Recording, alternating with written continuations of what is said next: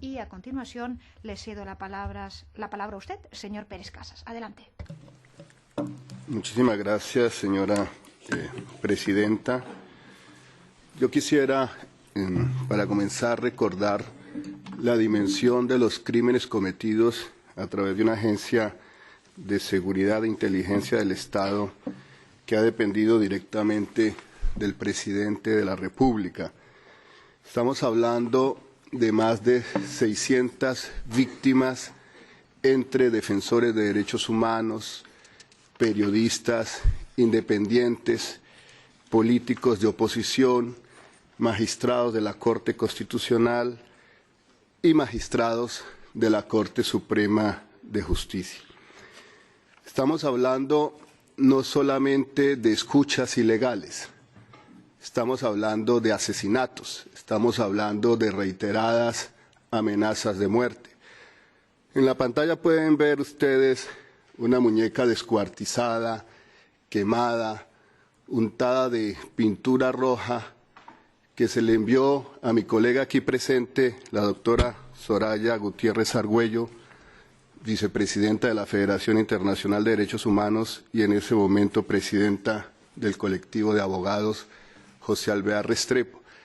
Ese mensaje macabro se le envió a una defensora de derechos humanos, madre de una hija única de 8 años de edad, para recordarle que su hija podría quedar como la muñeca si ella seguía insistiendo en Colombia en su defensa de los derechos humanos. Le rindo un homenaje a mi colega por ser mujer, por el valor que la ha mantenido en Colombia a pesar de esas amenazas durante todos estos años. Pero también a los magistrados de la Corte Suprema de Justicia. Yo creo que Colombia es el único país del mundo donde hay 5 magistrados de su Corte Suprema de Justicia con medidas cautelares de protección de un sistema interregional de derechos humanos que le exige al Estado colombiano proteger la vida de estos magistrados y de sus familias. ¿Que fueron amenazados por quién? En un país, en un conflicto armado como Colombia, uno diría que por los terroristas. Pero aquí los magistrados han denunciado que las amenazas provenían del propio Estado y del organismo de seguridad que dependía del presidente de la República. En estos minutos yo quisiera que nos formuláramos 3 preguntas y trataré de responderlas, otras pueden quedar para el debate. La primera es si se ha hecho lo necesario para sancionar las actividades criminales del Servicio de Inteligencia del Estado colombiano. La segunda es si se ha puesto fin a las actividades ilegales de inteligencia del Estado colombiano. Y la tercera es si contamos o no los defensores de derechos humanos en Colombia con garantías para realizar nuestro compromiso en defensa de la vida. En primer lugar, es cierto que el DAS ha sido liquidado el pasado 31 de octubre.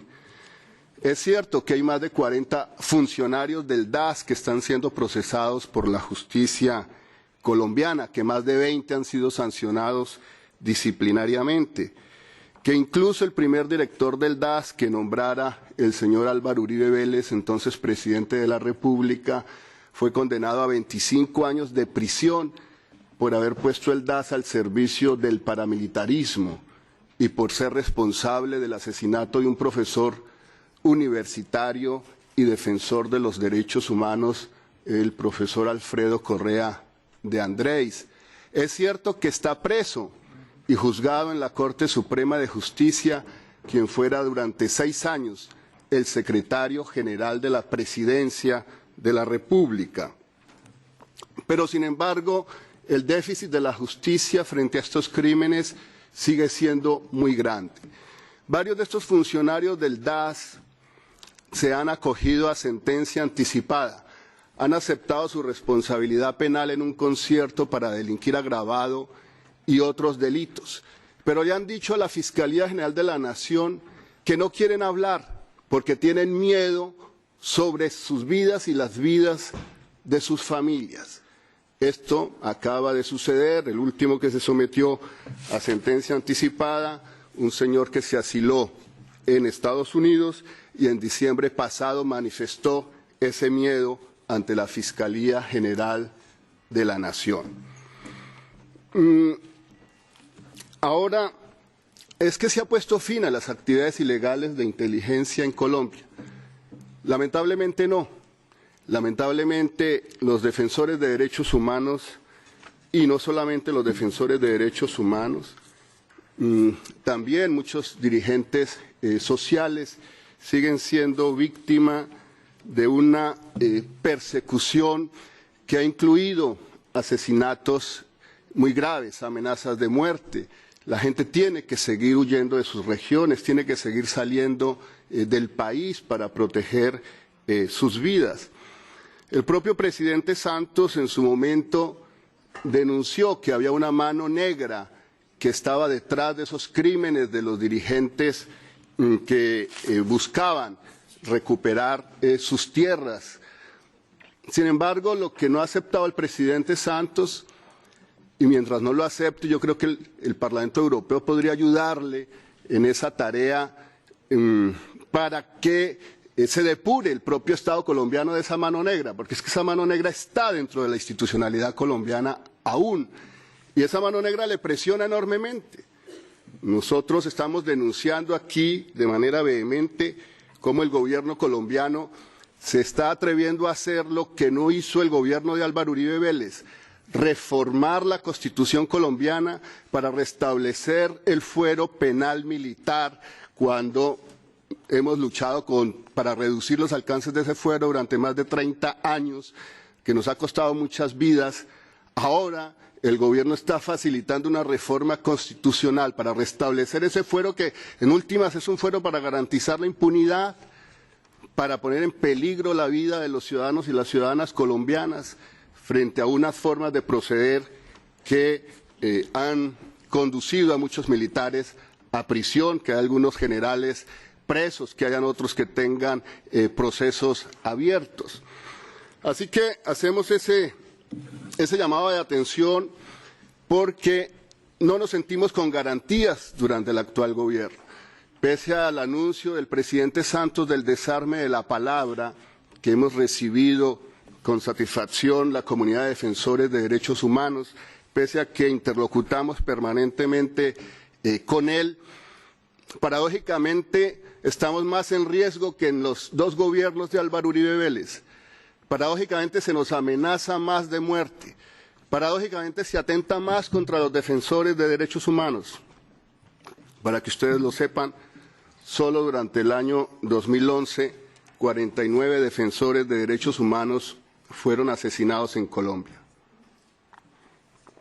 26 líderes de comunidades desplazadas que han reclamado sus tierras han sido asesinados entre el año 2010 y el año 2011. Seguimos sin ningún tipo de intimidad. Nuestras comunicaciones siguen siendo permanentemente violentadas. No hay semana que pase sin que seamos amenazados de muerte. Sin embargo, las investigaciones no avanzan, los responsables no son identificados. Así que